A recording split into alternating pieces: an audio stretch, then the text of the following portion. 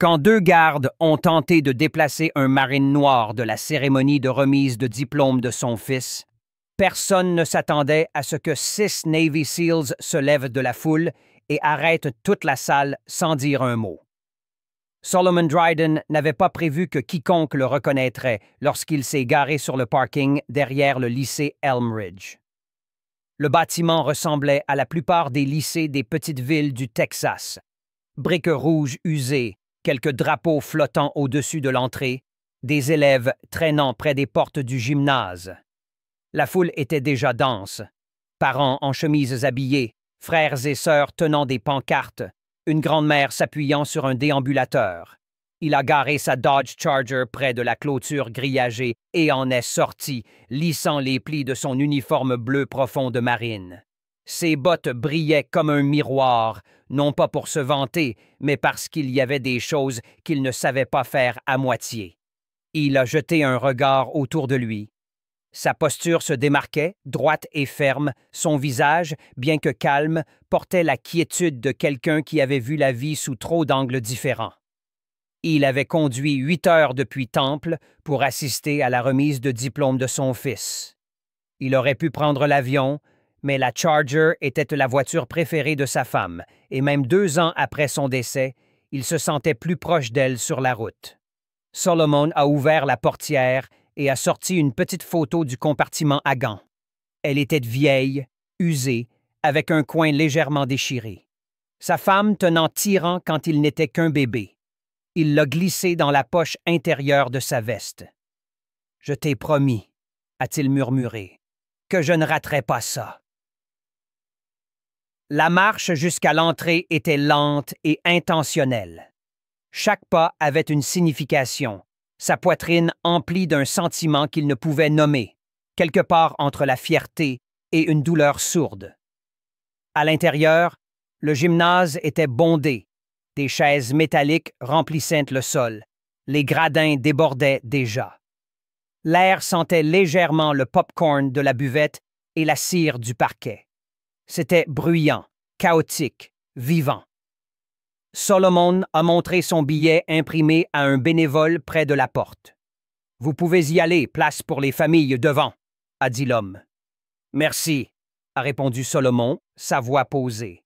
Il s'est frayé un chemin jusqu'à sa rangée, croisant des regards de famille au passage. Certains le regardaient, faisaient un double take sur son uniforme, puis détournaient les yeux comme si de rien n'était. Une femme lui a adressé un petit sourire, puis a murmuré quelque chose à l'homme à côté d'elle. Solomon n'a pas réagi. Il était noir, grand et en uniforme depuis longtemps. Il savait ce que certains regards signifiaient et ce que d'autres ne signifiaient pas. Il a trouvé son siège et s'est assis. La chaise était en plastique, légèrement bancale. Il l'a ajustée sans se plaindre. Devant lui, la scène était prête, des banderoles suspendues au mur du gymnase. Promotion 2024 en grandes lettres argentées. Solomon a jeté un coup d'œil aux rangées d'élèves alignés à l'autre bout du gymnase. Tyran était quelque part au milieu, grand, élancé, avec les yeux de sa mère. 18 ans passés, comme ça. Il se souvenait de l'avoir tenu dans ses bras la nuit de sa naissance, encore en uniforme, de la terre sous les ongles, tout juste rentré d'Okinawa avec seulement 4 jours de permission, et maintenant ils étaient là. Puis la musique a commencé, Pomp and Circumstance, et la foule s'est levée. Solomon s'est levé aussi, épaule droite, bras le long du corps. L'hymne national a suivi, chacun posant la main sur le cœur. Solomon n'a pas bougé. Il n'en avait pas besoin. Toute sa présence était un salut. Il a repensé à sa femme, à comment elle aurait pleuré pendant toute la cérémonie, à comment elle aurait ajusté la cravate de Tyran 3 fois avant de le laisser sortir de la maison.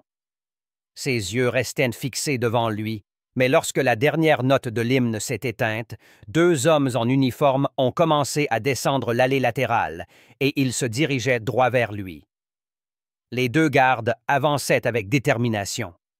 Ce n'étaient pas des policiers. Leurs badges indiquaient Harlan Security Services, et leurs uniformes étaient des polos noirs standards rentrés dans des pantalons cargo. Aucun des 2 ne semblait avoir plus de 31 ans. L'un était petit, large d'épaules, tête rasée, expression tendue. L'autre, plus grand, dégingandé, mâchait un chewing-gum comme s'il avait mieux à faire. Solomon les a remarqués immédiatement, mais n'a pas bronché. Son entraînement lui avait appris depuis longtemps que l'immobilité était souvent plus imposante que le mouvement. Il a gardé les yeux fixés devant lui, les mains reposant légèrement sur ses cuisses. Le garde le plus petit s'est arrêté à côté de lui et s'est penché juste assez pour être entendu. « Excusez-moi, monsieur », a-t-il dit à voix basse. « Il va falloir nous suivre. » Solomon a lentement tourné la tête. « Y a-t-il un problème? » Le grand a fait un pas en avant. « Ouais, cette section est réservée aux familles des diplômés. » Solomon a cligné des yeux, puis a plongé la main dans la poche de sa veste et en a sorti le même billet qu'il avait montré à l'entrée. « C'est ma place, 3e rangée à gauche, section famille, confirmé. » Et D. Le garde plus petit n'a même pas regardé le billet. « On nous a dit que c'était complet. » Solomon n'a pas bougé. « C'était complet quand je me suis assis aussi. Vous voulez me dire qui a donné cet ordre? » Le grand a bougé, mal à l'aise. « Écoutez, c'est pas grave. Il y a des places supplémentaires au fond. Ne faisons pas de ça quelque chose de compliqué. » Les yeux de Solomon se sont légèrement plissés, non pas de colère, mais d'un calcul silencieux. « J'ai conduit 8 heures pour voir mon fils monter sur cette scène. Je reste ici. » Quelques têtes ont commencé à se tourner. Le garde plus petit s'est redressé et a regardé autour de lui. « Monsieur, je vais vous le demander une dernière fois. »« Vous pouvez demander toute la journée, » a dit Solomon, sa voix plus basse, plus ferme. « Je ne bouge pas. » Le grand a fait claquer sa langue. « Peut-être que vous seriez plus à l'aise au fond, c'est tout ce qu'on dit. » Et voilà. Solomon l'a regardé pleinement maintenant. Cette phrase n'avait rien à voir avec la logistique, ni avec une règle. C'était quelque chose de plus ancien, de plus silencieux, quelque chose qui l'avait suivi toute sa vie. Il n'a pas répondu. L'atmosphère autour d'eux a changé, comme lorsque les gens sentent qu'une ligne a été franchie. Une femme assise à côté de lui s'est penchée légèrement et a murmuré « Ne les laissez pas vous déplacer. » Tenez qu'on... Il a hoché la tête une fois, l'acknowledging, mais n'a rien dit. Le grand a baissé la voix à nouveau. « Écoutez, si vous avez un problème, adressez-vous au bureau de l'école. Nous, on suit les ordres. » Solomon a tourné la tête vers lui une fois de plus. « Vous avez un nom, fiston? » Le garde a cligné des yeux. « C'est l'officier Malley. »« Pas officier, » a répondu Solomon. « Sécurité privée. » L'autre est intervenu. « Bon, ça suffit, si vous ne vous levez pas. » Il n'a pas fini sa phrase, car c'est à ce moment que la porte du gymnase à l'autre bout s'est ouverte avec un clic. Et 6 hommes sont entrés. Pas d'uniforme, pas de badge, juste des postures fermes, des épaules droites et des visages qui disaient qu'ils avaient vécu pire que des regards gênés ou des ordres mal interprétés. Ils n'entraînent pas ensemble, ils se sont dispersés un par un, prenant des places différentes comme s'ils n'étaient pas là ensemble, mais quiconque observait attentivement pouvait voir qu'ils se déplaçaient de la même manière, observant la pièce de la même manière, s'asseyant de la même manière. Immobile, stable, vigilante. Solomon n'a pas regardé en arrière, il n'en avait pas besoin. Il savait exactement qui ils étaient, mais les gardes, eux, ne le savaient pas encore, et ils allaient bientôt le découvrir.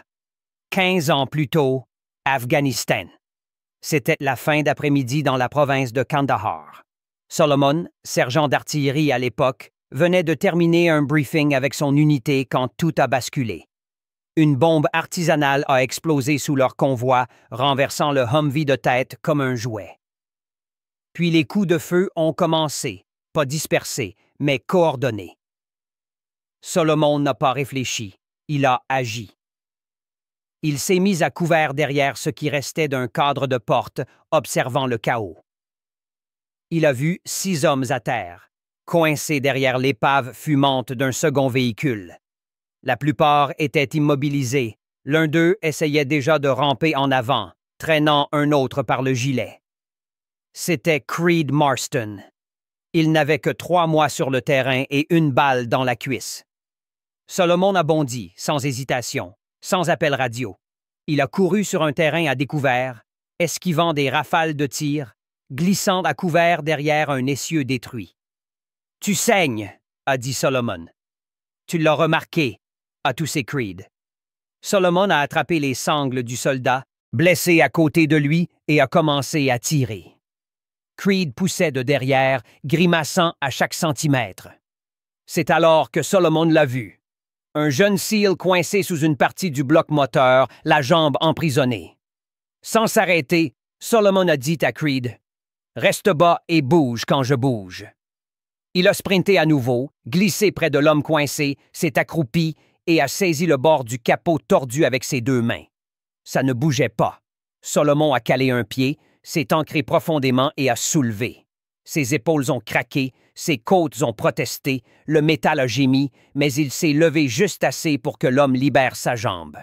Après ce jour, il n'y a jamais eu de doute.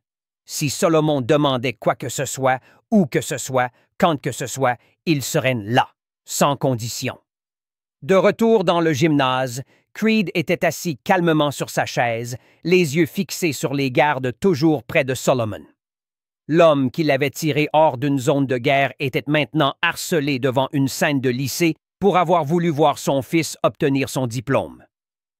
Un autre SEAL, Xavier Meeks, est entré et s'est assis 4 rangées plus loin, puis Zachary Wells a pris place dans les gradins à droite. Il ne parlait pas. Il n'en avait pas besoin. Solomon a jeté un bref coup d'œil vers le fond du gymnase, ses yeux croisant ceux de Meeks. Cela suffisait. La cérémonie continuait, du moins en surface. Les noms étaient toujours appelés, les familles applaudissaient, mais l'attention s'était déplacée. Les regards, qui étaient autrefois rivés sur la scène, déviennent maintenant vers la 3e rangée à gauche, où Solomon Drayton était assis comme une statue et où 2 gardes se tenaient, ne sachant plus quoi faire. « Monsieur » a dit Garvin à nouveau, cette fois plus fort. « C'est votre dernier avertissement. » Solomon n'a pas bougé. « Pour faire quoi, exactement? » Garvin s'est avancé, se penchant si près que sa ceinture a frôlé le genou de Solomon. « Pour arrêter de faire une scène. On ne veut pas de problème. Déplacez-vous au fond. » Solomon a tourné la tête et l'a regardé droit dans les yeux. « Vous êtes le seul à causer des problèmes. » Les narines de Garvin se sont dilatées. C'est alors que ça lui a échappé. « Vous pensez que porter cet uniforme vous rend meilleur que tout le monde?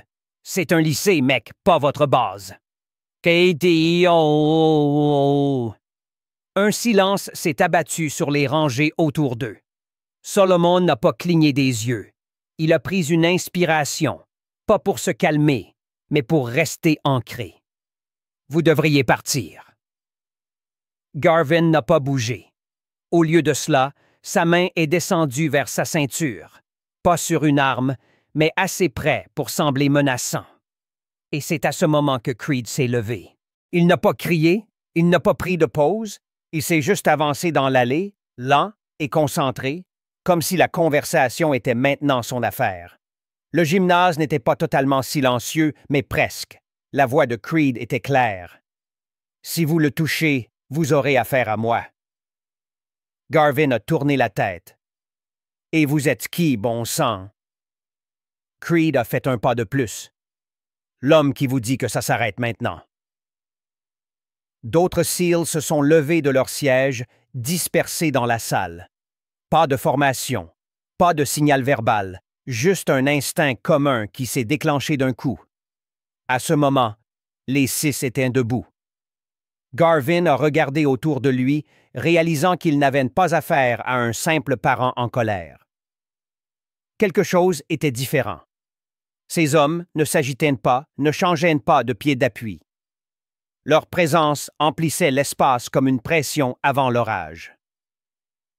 Creed s'est rapproché. Vous avez deux choix. Partez maintenant ou regardez ça aller là où vous ne voulez pas que ça aille. La voix de Malley a fini par percer. On va reculer, mec. Solomon a parlé à nouveau, pas à Garvin, mais à Creed. Ne perds pas ton souffle. Il a déjà fait son choix. Creed n'a pas souri, il a juste baissé la voix une dernière fois. Ne confondez pas silence et faiblesse.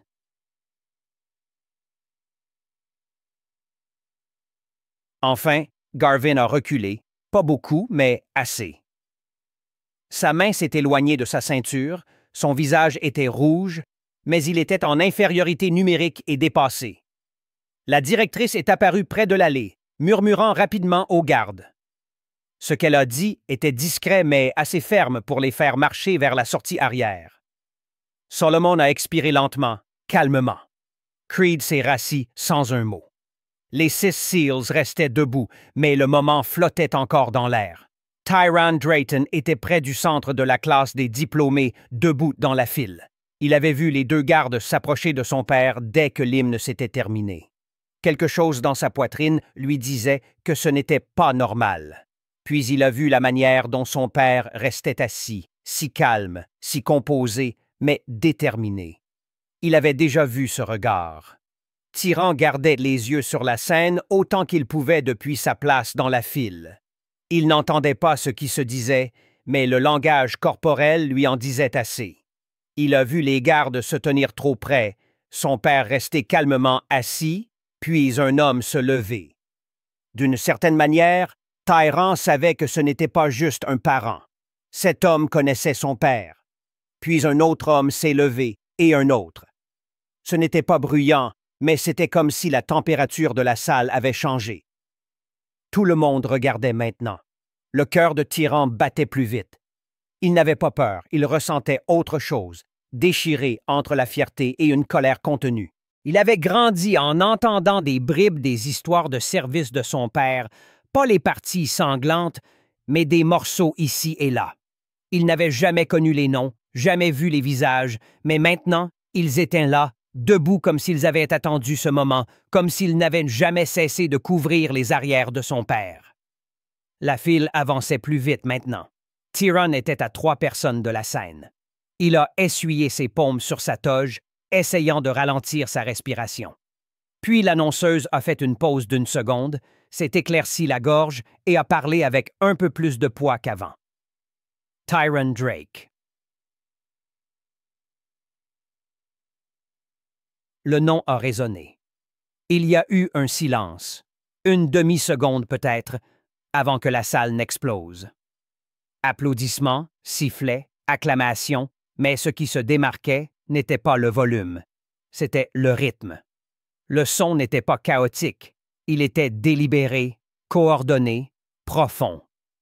Les 6 SEALs, toujours debout, ont levé les mains et ont applaudi à l'unisson, parfaitement synchronisés. Chacun frappait avec force, pas pour le spectacle. Un salut sans le salut. Tyran a traversé la scène lentement, menton haut, pas assuré. Son cœur battait fort, mais ce n'était pas de la nervosité, c'était de la fierté. Et pas seulement la fierté de lui-même, c'était de la fierté de savoir exactement qui était son père et ce que signifiait porter ce nom de famille. Il a pris son diplôme des mains de la directrice, lui a serré la main et s'est tourné vers le public. Ses yeux ont cherché une personne, l'ont trouvée. Solomon n'a pas fait de signe, ne s'est pas levé. Il a juste croisé les yeux de son fils et a offert le plus petit, mais le plus significatif sourire de la journée. Tyran a hoché la tête une fois et est descendu de la scène. Les applaudissements n'avaient pas encore cessé. Solomon s'est rassis dans sa chaise et a laissé le moment l'envahir. Il n'était pas du genre à pleurer en public, mais à l'intérieur, quelque chose s'est relâché. Pas du chagrin, pas de la douleur, juste une libération. Celle qui ne vient que lorsque le cercle semble complet, même s'il ne l'est jamais vraiment. Le dernier nom a été appelé 20 minutes plus tard. Tout le monde s'est levé alors que la classe des diplômés lançait leur toque, criait de soulagement et s'enlaçait comme s'ils ne s'étaient pas vus depuis des années. Solomon n'a pas bougé tout de suite. Il est resté assis calmement alors que le bruit montait autour de lui, s'imprégnant de tout. Dehors, le soleil frappait fort contre le béton. Les élèves étaient dispersés en petits groupes, posant pour des photos. Tyran se tenait près du mât de drapeau, sa toge à moitié ouverte, le dossier de son diplôme dans une main. Quand il a vu son père s'approcher, il s'est arrêté en plein milieu de sa conversation. Ils se sont rencontrés à mi-chemin. Tyran a parlé en premier. « Ça va? » Solomon a hoché la tête. « Et toi? »« Ouais, » a dit Tyran, puis il a baissé les yeux une seconde. « Ils ont essayé de te déplacer. »« Je sais. » La mâchoire de Tyran s'est crispée. « J'étais prêt à quitter cette scène, papa. Je te jure, j'étais à 2 secondes de dire quelque chose. » Solomon a posé une main sur l'épaule de son fils. « Et c'est pour ça que tu ne l'as pas fait. » Tyran a levé les yeux. « Qu'est-ce que tu veux dire? »« Parce que tu savais que je pouvais gérer, et parce que tu as géré ton moment comme un homme. Tu n'as laissé personne te le voler. » Tyran a retenu son souffle une seconde. « C'était qui ces gars qui se sont levés? » Solomon a jeté un coup d'œil derrière lui. Les Six Seals étaient maintenant dehors aussi, rassemblés près de la sortie, discutant tranquillement. Ce sont des hommes avec qui j'ai saigné. Des hommes qui savent ce que signifie la loyauté. Des hommes qui n'oublient pas. Tyran a hoché la tête lentement. C'était puissant. C'était nécessaire, a répondu Solomon. Parfois, le silence est plus fort que les cris, et parfois, se lever sans parler dit plus que 1000 mots. Pendant un moment, aucun des deux n'a rien dit. Puis Tyran a souri. « Tu vas me raconter ces histoires de guerre maintenant? » Solomon a ri. « Certaines. Tu es assez grand pour les vrais partis maintenant. » Ils sont restés là, côte à côte, pas seulement père et fils. 2 hommes liés par quelque chose qui ne s'expliquait pas, qui se vivait seulement. La plupart de la foule s'était dispersée quand Solomon et Tyran sont retournés au parking. Solomon a déverrouillé la Charger, la même que sa femme conduisait pour les réunions parents-profs et les virées du week-end. Ils sont montés, fermant les portières derrière eux. « Faut que je demande, » a dit Tyran. « Pourquoi tu n'as rien dit à ces gardes? Tu es juste resté assis là. » Solomon a tapé le volant une fois, puis s'est tourné vers lui. « Parce que je n'ai pas besoin de me lever pour être qui je suis, et je n'ai pas besoin d'élever la voix pour être entendu. » Tyran a regardé par la fenêtre une seconde, mâchant cette pensée. « Tu sais combien de fois dans ma vie j'ai dû choisir entre laisser passer quelque chose ou tout faire exploser? » A continué Solomon. « Ce moment aujourd'hui, ce que ces hommes ont essayé de faire, ce n'était pas nouveau, mais notre réponse, c'est ce qui nous définit. Mais ils t'ont manqué de respect, a dit Tyran, devant tout le monde. Oui, a dit Solomon, et tout le monde l'a vu, mais ils ont aussi vu la vérité. Ils ont vu 6 hommes qui avaient toutes les raisons d'être ailleurs se lever, pas parce que je l'ai demandé, mais parce qu'ils savaient ce que ce moment signifiait. Il a plongé la main dans sa veste et en a sorti la photo pliée. Je l'ai portée avec moi à Kandahar. Je l'ai portée quand on a perdu ta mère et je l'ai portée ici aujourd'hui. Pas parce qu'elle me donne de la force, mais parce qu'elle me rappelle ce qui vaut la peine d'être protégé. La voix de Tyran s'est adoucie. Tu as toujours su qui te couvrait. Aka. Ushi. Solomon a souri. Je n'avais pas besoin de le savoir. J'avais juste la foi.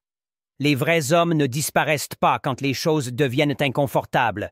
Ils se montrent et ils tiennent bon.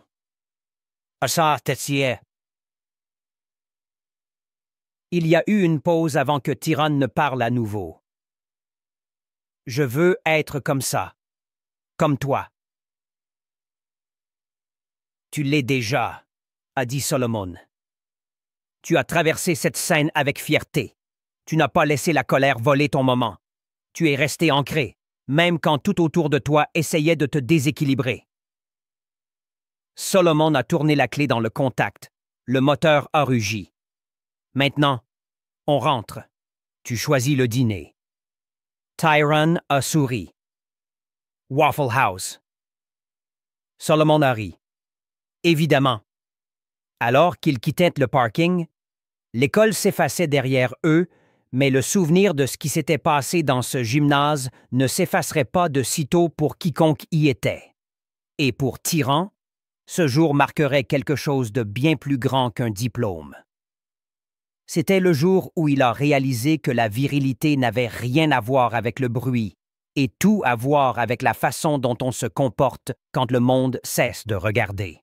Certains crient pour être vus, d'autres restent simplement assis en silence et ne sont jamais oubliés.